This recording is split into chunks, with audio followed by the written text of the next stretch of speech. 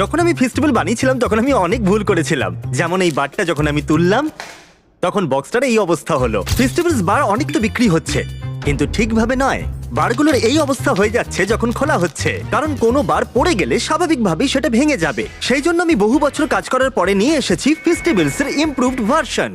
তুমি একটা বার তুলে দেখবে বক্সটা কিন্তু পড়ে যাচ্ছে না, আর যদি এটা পড়েও যায় তাহলে কিচ্ছু হবে না, কারণ এটাকে আমরা আরো মোটা করেছি যাতে ভেঙে না যায়, আর ন্যাচারাল ব্রেক পয়েন্টও করা রয়েছে। বুম! আর এখনো অব্দি হাজার হাজার মানুষ অলরেডি এটাকে টেস্ট করে নিয়েছে, আর এটা তাদের আগের থেকে অনেক বেশি ভালো লেগেছে। যদিও নতুন ফেস্টিভ্যালসে অনেক ইস্যু রয়েছে, যেমন তোমরা যদি এদিকটা দেখো, এই দুটো ফ্লেভারের মধ্যে পার্থক্য বলা খুবই কঠিন হবে, এমনকি দূর থেকে বলা তোমার পক্ষে আরো কঠিন হবে কোনটা মিল্ক চকলেট আর কোনটা আলমন্ড।